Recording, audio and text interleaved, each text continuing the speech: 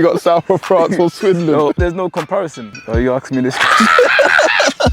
Oh, controversial, okay. He said you can't go. And he started swearing and cussing the manager out. I said, do not let this chance pass you. When they folded, yeah, it was a big blow. Every time I think about him, I get angry. I think I'm the best striker. What, even better than George? George knows when I'm on it, because I only show up for the big team. What's going on, people, and welcome back to Rootz TV, man. I'm in Essex, Romford, Essex, man. I'm with my guy, Derek Asamoah, man. How you doing, brother? Doing good, doing good. Yeah, definitely. Where you dragged me out to, man? This is like in the Hamptons, in the hills, bro. Like, it's like Fresh Prince of Bel-Air vibes. Nah, it's a bit of peace and quiet, you know. Get away from the busy life of North London. Yeah. But I still got love for North London. Yeah. It's where I grew up, so I always have love for it. See, when you retire as a footballer, yeah, you can come to these nice hilly vibes, you know. You got everyone just being chilled, no violence. It's just calm, innit? Yeah, that's it. Okay, but how have you been though? You good? Oh, yeah, I've been good, thank you. I've been good. Yeah, I'm feeling the shirt, man. Where's that from? It's from Kalamata. It's a team out in Greece. My son, my firstborn, he went out there and played over there for a season. Yeah, and just got it signed by most of his teammates when he left. So no, I love that. Yeah. Love that. But I'm glad I got to catch up with you, man, because I've been meaning to for a hot minute now, man. Like, you're still kicking ball, still got it. Still trying. Yeah. Yeah, still trying. I want to talk me through your career, man. How it's led to this stage, man. Because you started off at Slough Town, right? Is that correct? Yeah. I started off at Barking. Okay. Barking was my first ever route into men's football. Yeah. Yeah, I started at Barking. And I stayed there not too long, I don't think. And then I went out to Ghana for about 4 or 5 months to play in the Premier League there. Yeah, what age was that? That was 18. Okay. 18 that I went out there. So I was pretty young. It was a crazy experience. I was going to say, what was that like in comparison to England? Because you went over there as an English boy. Yeah.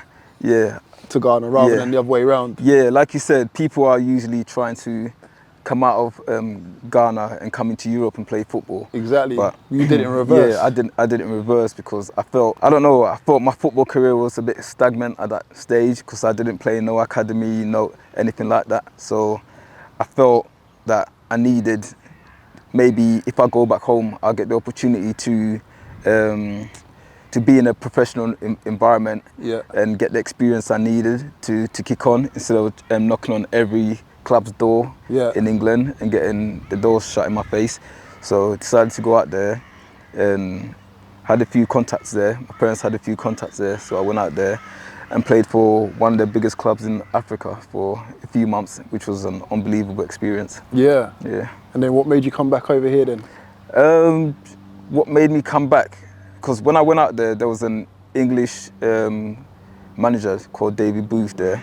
David Booth, that name rings a bell. It rings a bell, innit? I think he has something to do with Everton, whether he managed or played for Everton. Or I'm not too sure. I can't quite remember, but I know there was an English manager there. So I was out there with him, and he was kind of like my mentor, guiding me through and stuff like that.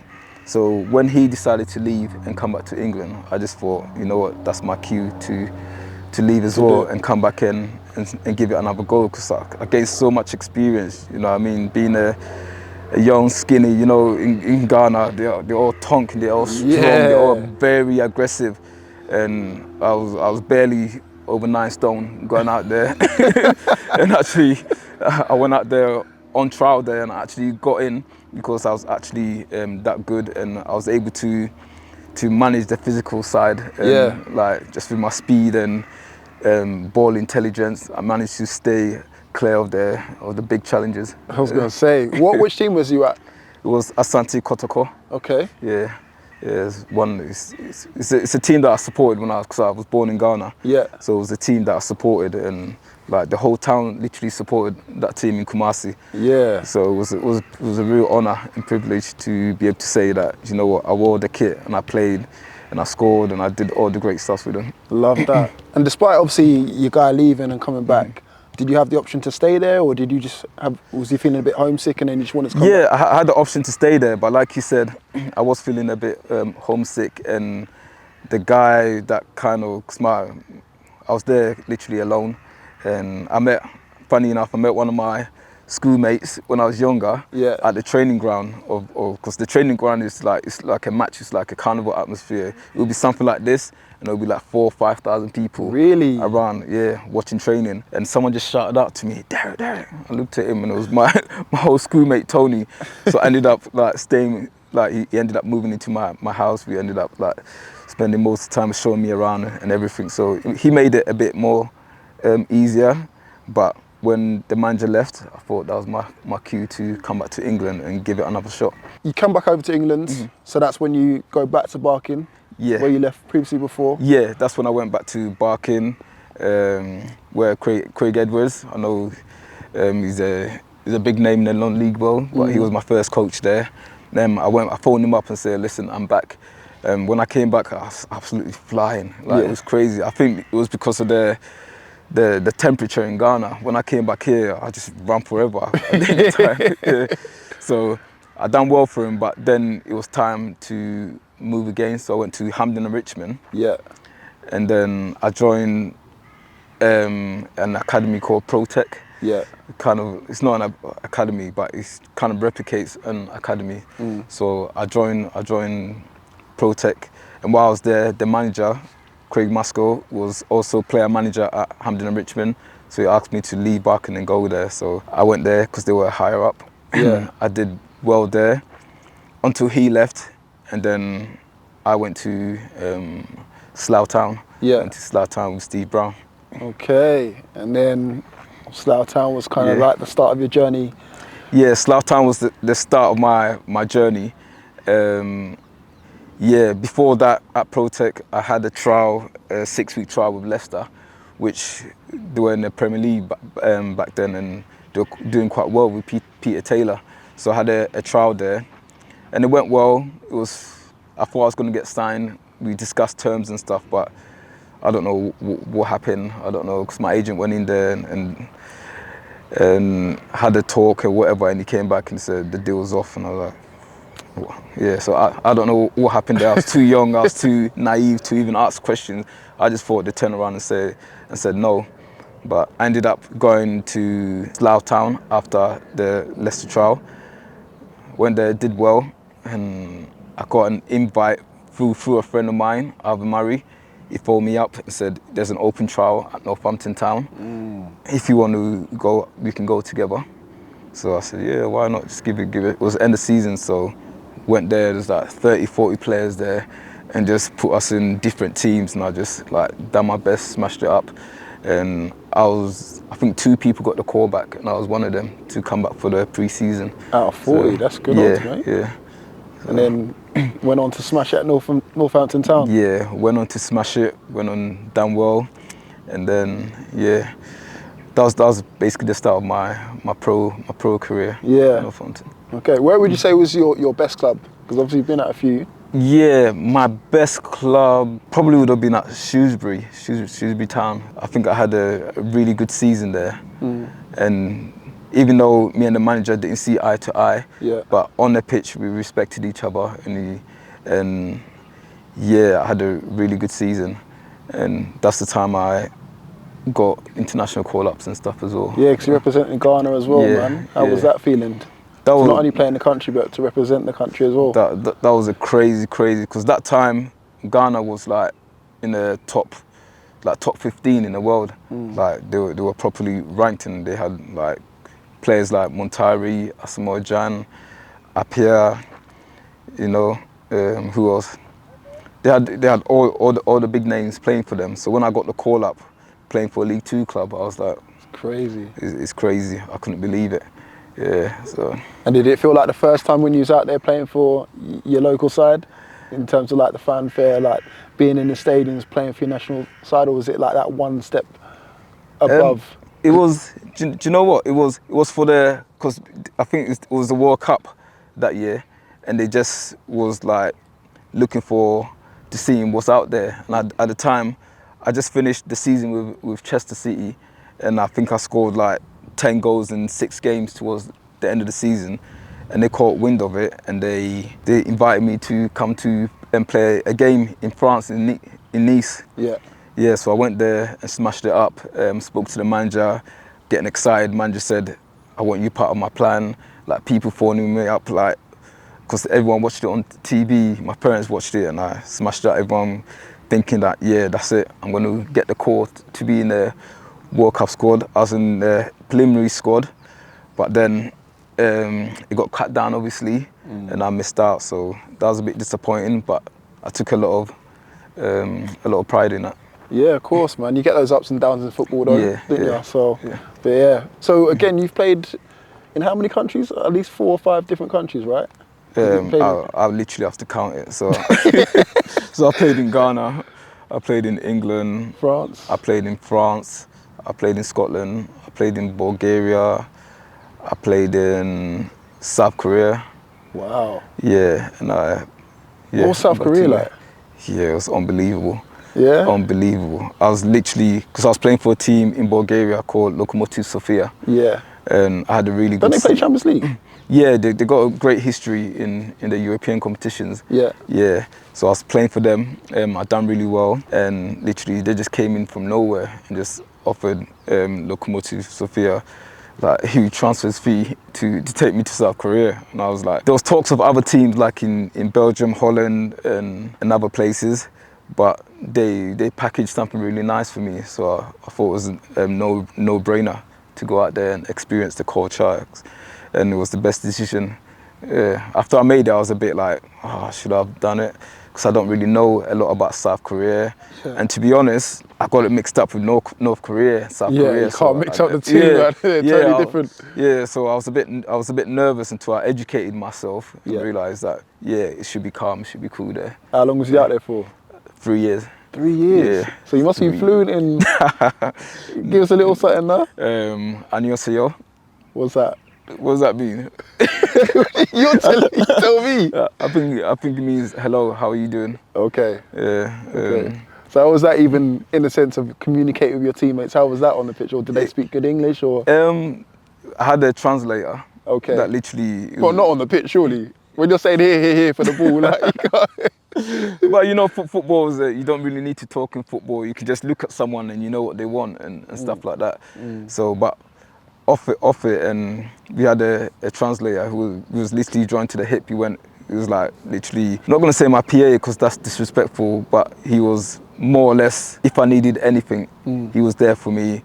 When I need to open a bank account, if I need to go to a gym, whatever I need, he's there. If I need to go and get a car, go to rent, go to a hotel, whatever I needed. Yeah. He was there translating and doing everything for me. So in training, he's literally running next to me everywhere I go. He's there, like explaining everything what the coach wants. That's crazy. Yeah. And what's the standard of football like over there? Is it a good standard of football in South Korea? Still developing? I think, you know what, I think the standards is really good. It's really high because the Korean League, I believe, I think, if not the best, one of the best in Asia. Oh, and really? yeah, and the team I was playing for was the most successful team. It was like the Real Madrid of Asia. It was the most successful team in Asia, Pohang Steelers. So yeah, and the level was like, I couldn't believe it. The fitness level, I thought I was fit. Yeah. But when I went out there, it's different fitness level. Like literally, here you beat a player, that's it. You can get across him, but you have to beat him like 4 or 5 times because it just keeps coming back. Still not done. Yeah, it's not done. It just keeps coming back. Yeah, so I had to adapt. It took me a month or so to adapt. Yeah. But once I got going, I smashed it and it was good. You must have loved it there. To spend 3 years there, though. Yeah. I loved it there. And it was only the reason why I came back because like my family and my kids were still in England and they were traveling. They didn't come and stay with me. They were traveling and coming up, staying 4 months at a time and stuff like that. So, and obviously, it was hard because they were developing in their football. They were playing for Reading Academy. Yeah. And it was hard getting them training them back and stuff like that. So I just had to like make an unselfish decision to come back because I've had 3 years out there to make an unselfish decision to come back and try and put them first and try and catch up on lost times and stuff. Yeah, that's a side of football that people don't see in terms of like being away from your family, especially if like you're abroad in a country you don't know, right? Yeah. So I respect that. And you said you played in France as well. Was it for Nice? Yeah. I played for a team called OGC Nice in France, doing Liga. So it was quite a big deal then. Yeah. So was that the height of your career then? Because to play over in France, there's no slouch thing. You've gone from, like you said, playing at Barking and Slough and Hampton and Richmond and stuff like that. So you made it to Nice and stuff like that. Yeah, So I made it to Nice, and it was crazy. It was crazy story how I even ended up there. Talk to me, man. It was a crazy story. It goes literally, we played Shrewsbury that year, got to the playoff final. We played against Bristol Rovers. Yeah. And we got beat at Wembley, which was a terrible time for me. Yeah. Yeah. So the aftermath of it, obviously, after every season, I had a 2-year contract with Shrewsbury. After every season, the coach will sit down with you and tell you who they're keeping and what the plans for next year. Yeah. So I know I've got another year, so I'm just thinking that he's just going to explain what the plan is for next year and You're stuff. thinking you're nice. Yeah. So he turned around and said, listen, I'm not looking to keep you for next year. So I'm looking at him like, huh? I'm your top scorer. I'm your top scorer, arguably player of the season. And you're telling me, I said, yeah, I want to go to a different direction. I want to bring in different players and stuff like that. So I'm looking at him like, wow, football is crazy. Did he bring you into your office and do that? Or he brought me into the office, had a private meeting, brought me into the office. So he said all that, and then he said to me that there's a club interested in me as well in the league above the league was supposed to go into if he got promoted. So it was a club called Swindon Town doing League One that time. And he said, yeah, they want you and we've agreed for you to go there. And I was like, well, you could have said that without telling me that I'm not part of your plans for next year. You could have just said, listen, Swindon has come in for you. Yeah. You know what I mean? So I said, all right, fair enough. If you don't want me to stay here, let me go to Swindon. It's closer to where my boys are in Oxford, where my kids are in Oxford. Yeah. Then a day after, I get a call from an agent saying, hey, Derek, do you remember Nice when you went there and played there for your national team? Yeah. Nice was keeping tabs on you and they want you. I was like, what, Nice? They're Nice? He's like, yeah, they're Nice. I was like, are you having, cause I know the agent, I know the he's a bit dodgy, right? Yeah, he's a bit, he tried to get me to go to Cyprus before. Oh yeah? Yeah, tried to go to Cyprus before, so I was like, you had to make sure it's 100%. I have to make sure it's 100%. I said, are you sure? I said, yeah, you need to come over to have talks and stuff and see what deals we can get from them. Yeah. I still couldn't believe it, but anyway, I gave him the benefit of the doubt and I went to the manager and said, hey, Nice in the south of France is interested in me and I want to go over there and have talks with them.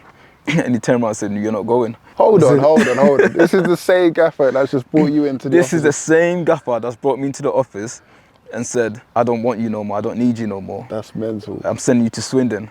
I said, yo, another team's come in, Nice, south of France, beautiful. I want to go. And he's like, no, you can't go. So you got south of France or Swindon? or Swindon. I'm like, there's no comparison. No disrespect to people of Swindon. But no, Swindon's a lovely place. I love Swindon. But yeah, so I couldn't believe what I was hearing. I thought he was bantering me first. So I was like, I didn't even know what to say. I was just lost for words. So I went back to the agent and said, listen, my man just said, I can't go. I have a 1-year contract there. And excuse my language, but this guy is like he reminds me of a proper mafia. Yeah. He's like, Derek, what? He said you can't go. And he started swearing and cussing the manager out. I said, do not let this chance pass you. You don't get these opportunities in football. Don't let him ruin it for you. I don't want to swear on it, but he was just using cussing out the manager. Don't let him ruin your career. If he had this opportunity, he would have went, listen, get your bags, tell him you come to France, get your bags, and let's go over there for a week and then sort everything out. Shrewsbury's going to get money. What else? So, unless he had a prior arrangement with Swindon or something I don't know if there's a player swap or whatever going on. I don't know, but it's none of my business. I just want to go out there in France and test myself against teams like PSG and Marseille and teams like that. I can't wait to get out there. So anyway, I told him that I'm going to France. So I went out there without his consent. Well, without his consent, but he knew where I was. Yeah. The next thing I know, my name is all over everywhere. Oh, so you just rocked up there? Yeah, I just rocked up there. Oh, so you did my man. What's it on the transfer deadline day? I know West Brom guy. Yeah. Odin Wiggy. Yeah. You did Odin Wiggy? Yes. Somehow similar to that. But Yeah. I literally went there and my name was everywhere. Sky Sport. Asamoah's gone AWOL. Where is he? And my manager's on all the papers, like literally just cussing me out, saying I'm the most selfish player.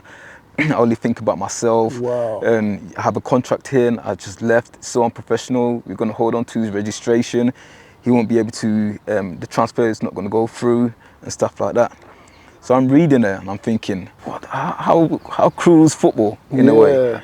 Do you know what I mean? This is an opportunity. We can actually use this for the benefit of Shrewsbury. We can actually say, do you know what? He's done well for our club, and the team, the size of OG Sinise that's coming through, we can even use that and promote like future players to come to our club. Like if you do well here, you got a chance, you know. But no, you want to go the other way and slander my name and make me like just literally blacklist my name in England and stuff like that. So anyway, how it played out is Nice offered me a 3-year contract, gave me the number 7 shirt, so everything was nice. Oh, you got the number 7 shirt as well? The only... They literally nice to you then? Yeah, they nice to me, but obviously I was far behind because it went on a bit longer, the saga, and I wasn't able to train with them because obviously they're getting the governing bodies involved and stuff like that. How long did this drag out for? It dragged out for about 2 weeks. Okay. Yeah, 2 weeks. So during the January or? No, during the summer. So pre-season was over. The league actually was a week away because I'd done a part of pre-season with Shrewsbury. Yeah. And the league was literally a week or so away. So I was missing crucial. I was trying to do stuff on my own and stuff. And the manager was grinding patient with me at Nice because everything's done. My contract's out there. Just Shrewsbury to agree to let me go. So they offered the transfer, whatever Swindon was offering, said we matched it and more. So eventually the deal went through. He got his, Shrewsbury got their money and I was able to go to Nice. Wow. Yeah. Wow, yeah. What a story, man. I mean, it was crazy. It's crazy how managers can kind of paint this picture of you and not tell the full story. Like you said, from his side, he wanted to bin you off from the start, found a club for you or a club came in for you. Yeah. Obviously, it's not to your liking. And then you find out that Nice, over in France, you know, it's interesting. Do you know what I'm saying? It's an interesting project. Who wouldn't want to go there and play? Who wouldn't want to go? Do you know what I'm saying? Exactly. Play against like the PSG and Marseille and all these other teams out there. All these big teams out there. And it was like, a dream, and he's like literally trying to. And obviously, I wouldn't advise anyone to do what I did. But sometimes in life, you just have to go with the flow and see what happens. If they held my registration, they hold it. If whatever will happen. Sometimes you just have to take that risk. Because for me, it was a no-brainer. Because if he didn't mention Swindon or didn't mention he wants to go a different direction, then even though it's a club the size of Nice is interested in me, I'll have to respect my contract. Yeah. I have to be like, you know what, I've got a contract with this club, Nice, deal with them directly. But you've had a meeting and you've told me right out of the horse's mouth that you don't want me and you want to ship me off to Swindon. So I don't. You was happy up until then as well, right? I was happy with everything until then because I'm not going to stay somewhere I'm not wanted. Yeah, of course. Yeah, and Swindon's a league above as well, so I wasn't going to turn it down, you know. Yeah. So, but it is what it is. Yeah. So how was France then? How long did you spend out there, and what was the experience? I spent a year and a half out there. Yeah. A year and a half out there. The experience, I wouldn't say it was a great experience. It was a great experience in terms of I got to train with like top coaches, top players, and facilities and stuff like that. But in terms of playing, I didn't see enough action for me to fully appreciate the league out there.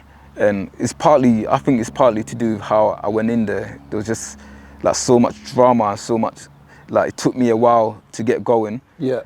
And when I finally did go in and break into the team, I got injured, I hurt my ankle, and I was out for a long time. And literally we had, I don't know if you remember, I think it was called Demon Headmaster. There was a program back in the days where I had one of them as a manager. He, no word of a lie. He is literally, every time I think about him, I get angry. Yeah. That's how strongly. Why, was he just constantly on your case, or? He was constantly on my case from day one. Like literally, he was explaining something to me. Did he bring you in as well to the club? That's the thing. There's some. There was an agent. I think it was Andre Ayew's agent. Yeah. I spoke to him, and he said to me that you're better off leaving the club.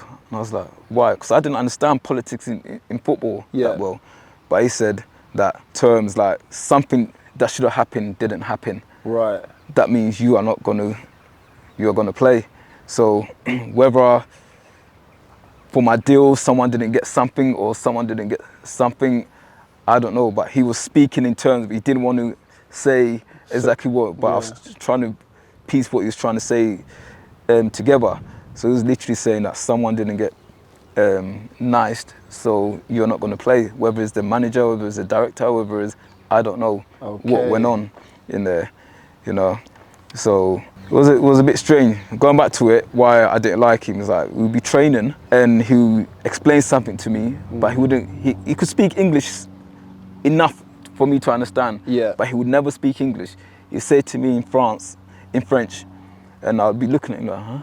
Then he wouldn't explain. Then he goes mad and starts screaming at me. I say, oh, in front of everyone? In front of everyone. He said, go inside.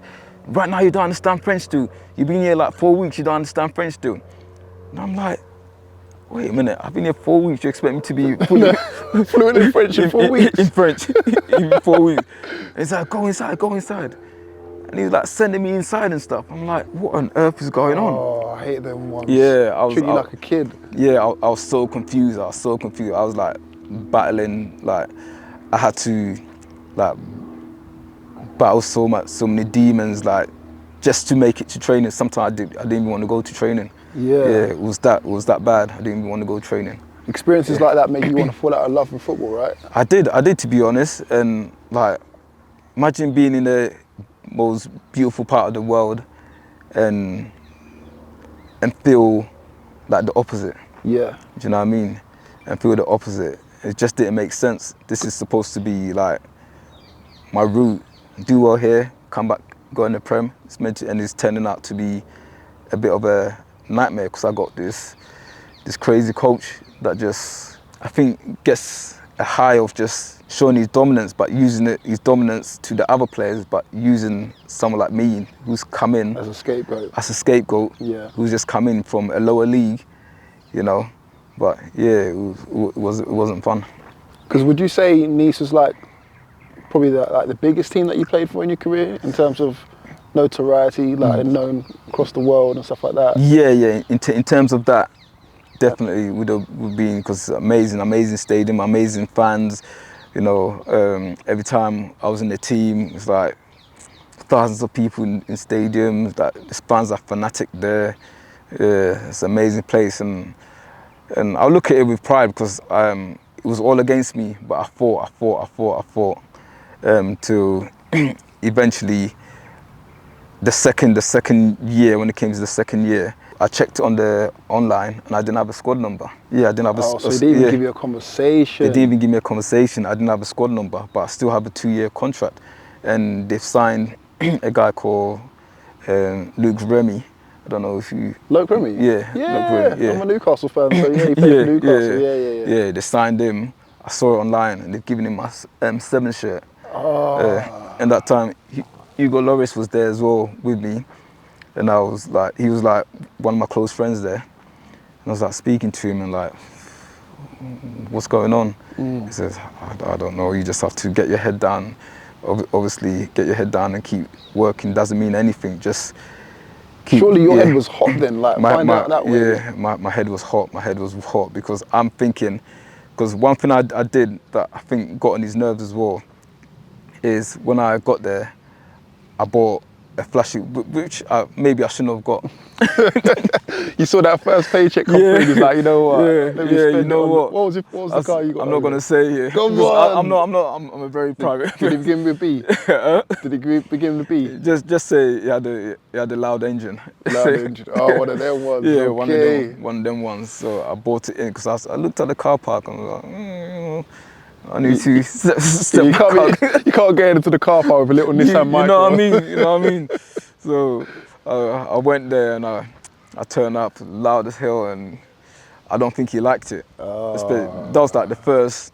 I hadn't played a single first team game yet, and you hadn't played a game yet. I rocked up in them. So kids, if you're watching, just humble yourself. I'm always humble, but I thought I've worked because I wasn't young. I was 25, 26. Okay. Yeah. So I thought, but still, it doesn't matter if you haven't played. Doesn't matter what age or stage you're at. Yeah, if you haven't played or broke into the first team, still. So I shouldn't have done that. At one point, he used to tell me, "Get in your car and go." You probably had a better car than him. That's probably why. I probably did. I probably did. What? And going back to that, I sold the car because I want to go back with a fresh attitude. Yeah. Come back. I was traveling in with Jope. You remember Jope? Yeah. Yeah. He used to come to my apartment, pick me up every day, and travel into training with him. So I left the car, new mindset. And I come to training, and I didn't even have a squad number. I wasn't in any. Just to go and train with the youth team, the reserves, the youth team, and stuff like that. So yeah, it was crazy. And that was it. You probably thought, that's it, my yeah, I enjoyed it. You know what? I thought for a while, and for about 3 months into the season, I was playing in the reserve league, smashing it up and stuff, and hoping that some other team can see me and maybe go out there. But it was just too much. It was getting to me. Obviously, I'm on nice money, but I'm on a nice country. But I'm that type of guy that wants to progress. His football comes first to me. Yeah. So I needed to literally just call it a day. And just said, listen, pay me up. I'm gonna go. Who was the best player that you played against over there then? Give us some names in France. Probably Benzema. Yeah. He was out there. And he would have been young at the time. It was before. Yeah, that's when he had all the feet and stuff. Yeah. Yeah. And you could see from there, like, he was going to be. You could see from there, he was going to be big time. Everyone, every highlight show, was talking about Benzema. Was Anelka over there at the time, or had he moved to England by then? No, I think he had moved to England. Okay. It was a good time, but it's a shame that it didn't go to plan as I wanted. But nevertheless, you learn from these experiences, you know, and it's something I can pass on to my kids and stuff. Yeah. So, okay. Talk me through your best 11 that you've played with then. You must have been asked this countless amount of times. Best 11, you have to help me out with positions and stuff. Well, in goal, obviously. In goal, I'll say Lloris. Yeah. But I played with or against, so. Played with. Oh, both. Yeah, let's do both. Let's do both. All right. Against, I'll go Lloris in goal. I'll go Desai. Where do you play Desai? When he played for Chelsea. Okay. Yeah. So Desai, where's next? Another centre half. Who would I go for? I would go for maybe Skertel from Liverpool. Yeah. Because you played at Anfield, right? Yeah. You scored there, didn't you? Yeah. What was that experience like? We'll get back to the 11, but talk me through that. Yeah, that experience was crazy. It was the craziest because I'm a Liverpool fan myself, innit? Yeah. So when we had to play QPR the round before, and I was thinking, just our luck, we were gonna get like, not the team you want, but then they're gonna beat you. Yeah. And then you're not even gonna go through to the next round. But we went out there, Loftus Road. Yeah, it's Loftus Road, isn't it? Yeah. We went out there and like smashed it. Like they went up in front, and I scored the equaliser. And in the last 4 minutes or something, just had a mazy run down the line, cut it across goal, and we scored. Everyone's going crazy.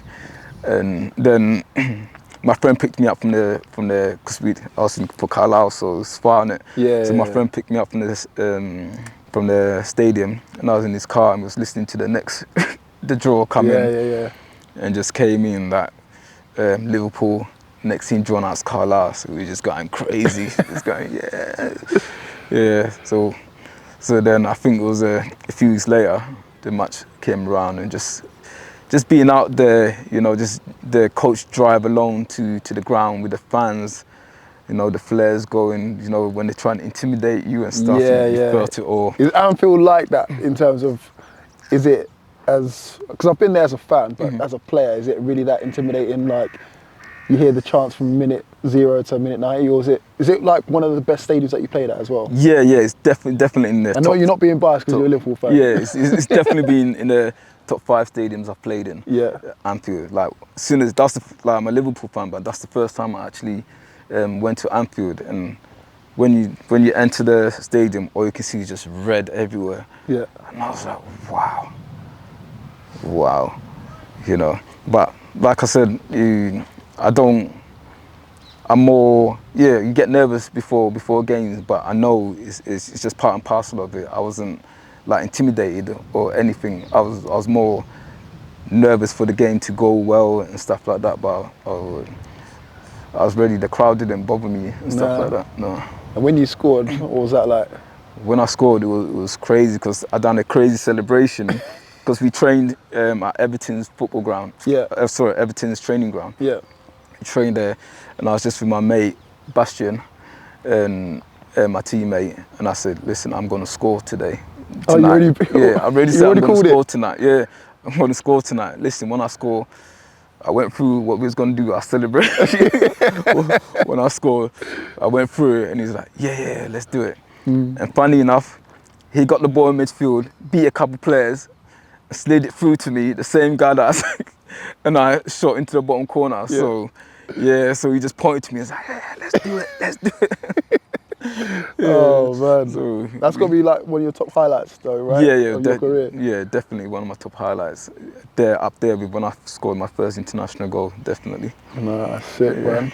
So, now you're still playing though? Yeah. Still doing a bit of Sunday League?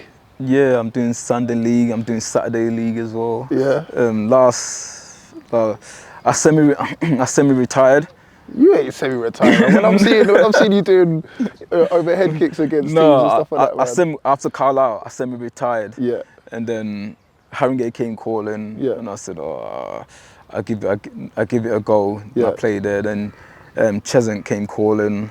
Then I went there. I gave it a go. Then COVID hit, and I said, nah, I'm just going to play vets football. I'm not really into this. Saturday football and stuff like that. I'd rather just play Sundays, because so then after COVID, I was playing for my Sunday team. NLA. Not even NLA. Oh, not even them. It was a vets. It was Interwood Vets. Okay. And the manager was Danny Bailey. So he said, listen, I'm manager of new Salamis in a team in Step 5. Come help me out. I said, I'm not playing Saturdays no more. He said, please, we need your goals. Listen, this is too easy for you. You still got it. I said, yeah. And what age was this? This was 38. 38, okay. Yeah, 38, 39. So I said, he's like, you still got it. And I was like, all right, I come play a couple games for you. And that's it's never a couple games. I went there, and actually there was a lot of people I knew from within the game. So I went there, played a couple games, done well, scored a few goals. So he asked me to stay. He said, listen, stay, I'll look after you, I'll give you speak to the club. And so I said, you know what, I might sort of just stay for the season. So I stayed and ended up winning the league with them. Yeah. And scoring like 35 goals for them or something. See what I'm saying? Still got halfway through the season, quarter way through the season. So yeah. And then they folded recently, didn't they? Yeah, they folded last season just gone. They folded. They just couldn't, they've just had a crazy rise from Sunday League through the leagues into Step 4, and they just couldn't get the finances right. Oh, really? Because the team was actually really, really good because we play at Haringey, it's a catchment area, loads of good players, and we had a half decent season for a team with loads of youngsters and not that much finances, managed to keep the club in a league. So, and it was a bit unfortunate. Yeah, because you guys were doing well, right? Was doing really well and was hoping to kick on like this year. And before, at one point, we've got some investment, we've got some people to come in, but then it just, because I really like put my heart and soul into that club because obviously I done well and there was interest, people every other week, people pulling me left, right and centre. And I was thinking, do you realise how old I am? And this is... Derry, no way, mate. You still got it, mate. It's fine. I actually ended up going to a team called Brightlingsea. Yeah. Mid-season, I went out there for a while. And I ended up coming back to New Salamis because I just loved the team, wanted to see them doing well and wanted to create that. Because I was the all-time top scorer there and stuff like that, and I wanted to help them go to the next level. So I always wanted to be in and around the club. So when they folded, it was a big blow. So it was just down to finances? Was it pitch hire costs? Yeah, finance basically. I don't know if they were able to secure Haringey again for next season or if it was going to move somewhere else.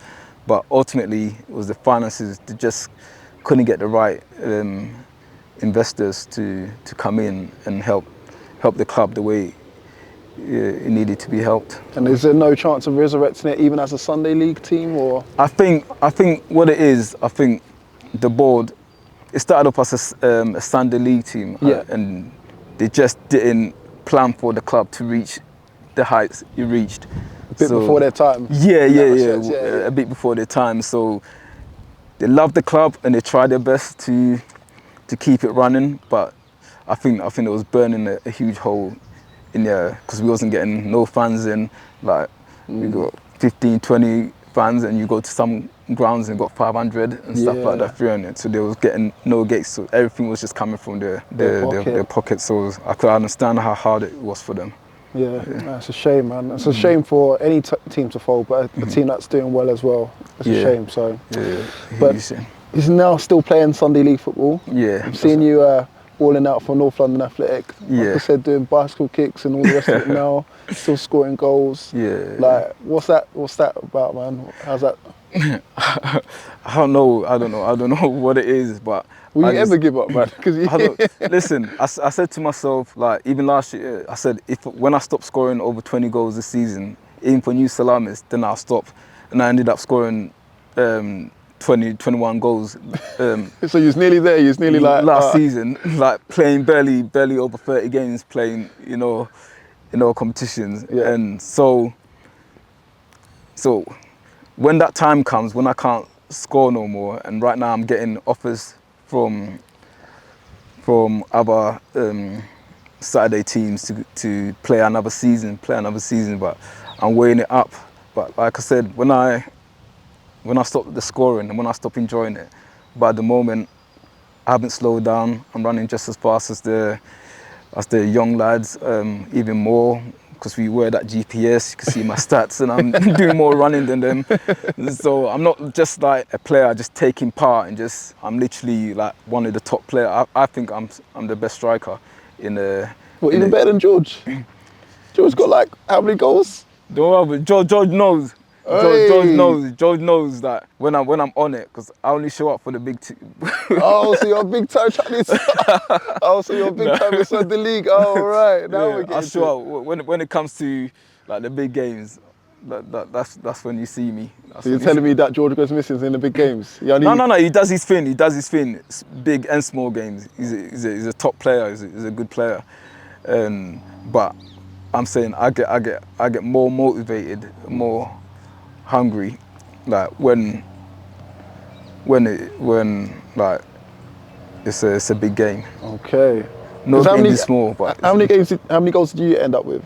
Because I think he ended up with 43, maybe? George? Yeah. Yeah, I was nowhere near. I don't even think I think I started halfway through for them. Okay. Yeah, so I'm not sure. I think I got into 15s or 17s or something like that. I'm not quite sure.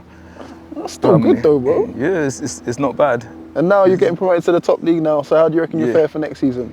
I think we do well. Because there's some big teams in there. Olympia, there's some big teams, Albion are coming back. But we don't fear no one. As long as I'm fit and as long as I'm playing, like, I'm gonna score the goals. Joe's gonna score the goals. Like, no fear. How many goals are you getting next season, man? Give me a prediction, man, because I wanna revisit this and come back to you next season.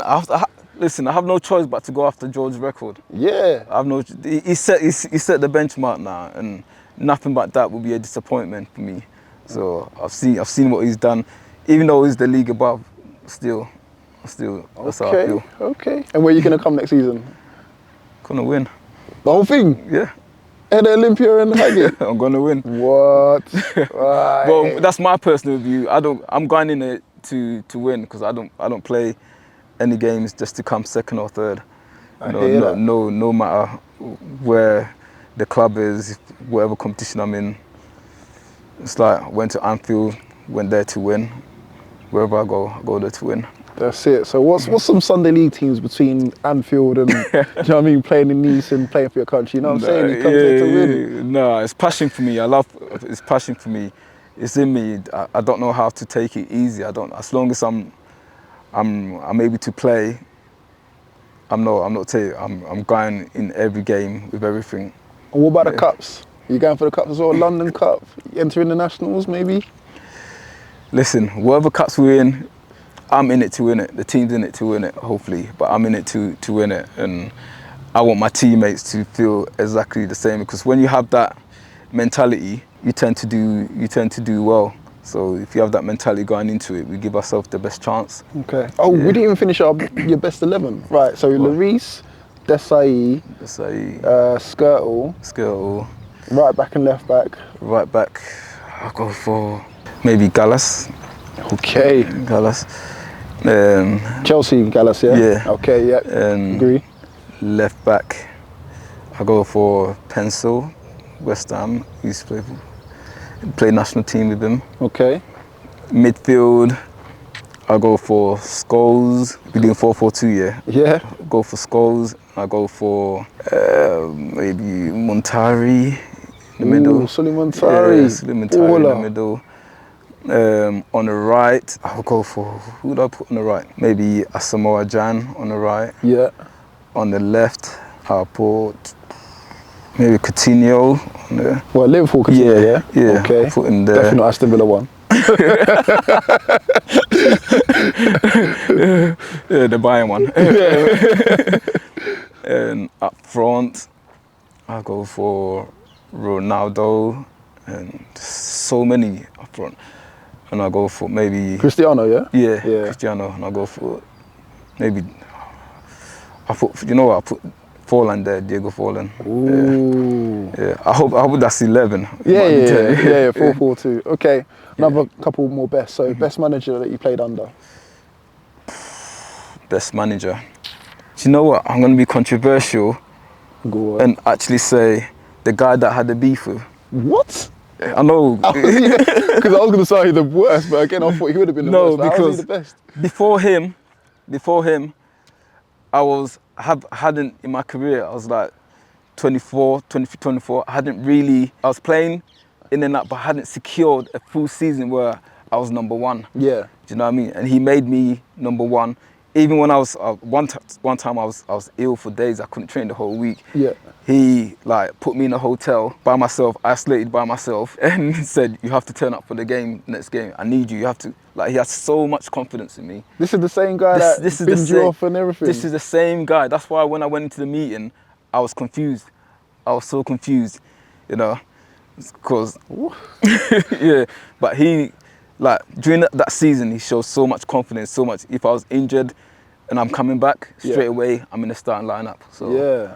I would say he's probably the best manager I've played under. And what was his name again? Gary Peters. Gary Peters, okay. And I have an honourable mention to Keith Kell as well. Okay. He showed a lot of love for me as well. Keith Kell. Best fans you played in front of? Best fans I played in front of? Gonna have to say Anfield. Yeah. Anfield. The Liverpool fans were unbelievable. At the start of the game, when we're lining up and you're singing "You Never Walk Alone" and like goosebumps hit you and you're like, wow. Yeah. I wish I was doing this every week. How can you not perform? How can you not play well in this atmosphere? And sometimes when I see players and they're not, I'm like, how can you not? Because they're too used to it now, innit? It's just second nature to them. They're too used to it, but I can never get used to something like that.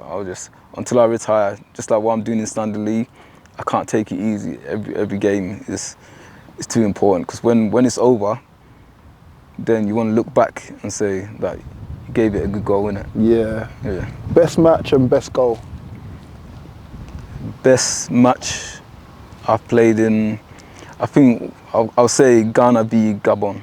Okay. When I scored the last minute winner. Yeah, that'll be the best match. And the best goal I've scored was probably against QPR. Yeah. On my first year, I think my first year or second year as a pro for North.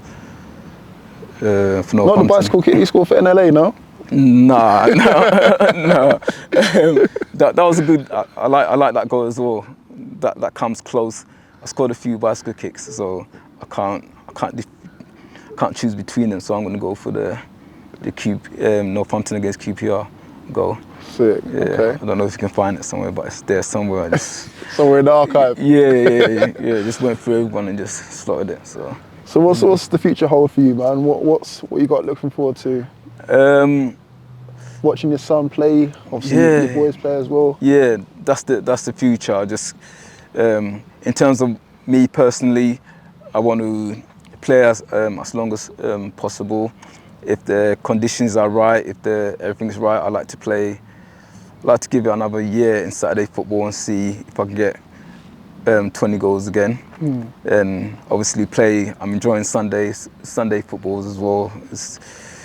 I thought I'll never play it because I've been approached to play it so many times. I just said no. Who dragged you in to play Sundays? Guess who? Who? I don't know. George. Oh God, should have guessed. Yeah. Well, he just strong-armed you, said, look, I need you up front, bro. You play up front together, yeah? No, George doesn't even play up front. That's the craziest thing. Does he not? No, he plays on the wing. Sometimes he comes up front, but most games he starts on the wing. Hold on. Yeah, right wing. How's he bagging more than you and he's not even playing up front? I don't think he bagged more than me when I came to the... So you made it all about you when I don't think he bagged. I think he had a few, he had like over 20 goals or something when I joined. But it's next season is definitely on. I'm not having him being a winger and being top scorer. Yeah, I was going to say, man. That's disrespectful. The streets will be saying Derek's losing his touch, man. Come on. I can't have that. But I enjoy playing with him. He works hard. Yeah. And he's got quality in front of goal as well. Cool. So you said you're watching your boys. Your boy Melise, he's playing at Fleetwood Town. Yeah, watching my boy Melise. He's playing at. It's his first proper year as a full-time professional. He's doing well. He's actually on loan at a team called Waterford. Yeah. In the Irish Premier, and he's doing well. So long may that continue. So I'm just eager. I'm just fascinated to see where his career is going to take him, because one thing I didn't have was the guidance. I thought I had all the ability in the world, but I didn't have a lot of guidance in terms of choosing clubs or in terms of what I need to do on the pitch to actually have to learn things. And sometimes you learn too late and stuff like that. So I'm trying to, like, my son Zayshawn as well, he's at Hallbridge. He's doing well, done well last season. His first year in men's football, he done well, he got 12 goals. Last year, so he done better than me in my first year at Barking, so the future's bright for him as well. So I just want to be that person, that mentor, that father. Of course, I had my dad, but he wasn't into football. Yeah. So much. Yeah, he wasn't into football. So I like to be there for them, to guide them in the right places. Love that. The future's bright for the Asamoahs then, yeah? Definitely. Is there ever a chance that we can see both Asamoahs playing up top together? Or in the same team? That's been done. That's it? Yeah. Me and Melise. Yeah. Because Melise was playing for New Salamis last season. He played for New Salamis and he assisted me with a goal. He crossed it in. I headed it in. And then he scored as well. Oh, so, that would have been a beautiful moment. Yeah, it was an unreal moment. That's one of my highlights of my career as well. Yeah, I can playing imagine. on the same pitch, and I played with Zayshawn as well for New Salamis as well. Yeah. So, but not all three of us, but I played last year with him as well at New Salamis. Okay, so not all three of you have played at the same time then, no? We've played in charity games. Yeah. In charity games, but not official games. But I've played with both of them in official games. Yeah. So, that's sick, man. Oh, awesome, man. Nah, Derek, man, it's been a pleasure, bro. No, it's been a pleasure. No, thank you very much, man. And I'm looking forward to seeing you next season. I'm gonna have to pop down to an NLA game and you should. See if you still got it, man. See if you can outscore George as well, man. George, he's coming through your record, man. Yeah, I play for Trust Sports as well, innit? Oh, really? Yeah. What? How do you manage that then? I'm a machine, bro. How many clubs you play for, bro? I'm a machine. So you play for Trabs as well? Yeah. In the Turkish league? Yeah. Jeez. What, last season? Yeah, we won the league as well, unbeaten. Wow. Unbeaten, all wins. So hold on. I've got to ask this question. So who are you going to play for? Because they're going back to the Barnet Sunday League as well. Why are you asking me this question? Oh, controversial. Okay. Does he go North London Athletic or does he go Travs? Okay. Interesting. What, they both obviously put offers on the table, right? I said, look, who are you signing for? Come on, put you on the spot now. You shouldn't have told me that, man. I should have kept. You could have kept quiet. I could have kept quiet, but I have to big them up as well because we had a fantastic season, won the cup and won the league as well. Had an absolute unbelievable season, and so you know they're gonna play next season, right? Is it official? Yeah. Says who? Listen, I got contacts, man. Listen, I'm Mr. Sunday League around here, man. I got contacts, so. Zayshawn, come and answer the question for me. No, you ask. He's not trying to dodge the question, bro. You know both questions. Right, so he just revealed to me that he's played for Trabs last season. Yeah. Obviously, I know him from NLA. They're both going to be in the same league next season. Who is his dad going to play for? You can't even answer a question himself. He has to get his son to answer it for me. For both. No. Stop coughing out. Listen, last question. If NLA puts it on the table, says, look, play for me. If Trabs put it on the table, play for me. Who are you going to play for? You can't do half and half. Don't even give me that. Don't give me 45. No. Can I do half season? I'll do 6 months here. No half season. No. You tell me. I mean, who do you think would win between NLA and it's hard to say, man. Last time I seen Trabs was like 2 or 3 years ago. Yeah. And obviously they won their league. Yeah. NLA, they smashed up their league. So where do you feel more comfortable? I feel comfortable in both. Nah, that's a cop-out answer. I'm not letting him go until he gives you an answer. Come on, give me an answer. You just come on. Because you gotta have to choose one of them. You can't play for both of them next season. I'll go wherever George goes. We'll leave it like that. Thank you guys for watching, and make sure you like, comment, subscribe, and see you guys all in a bit. I'll get the answer out of him off camera.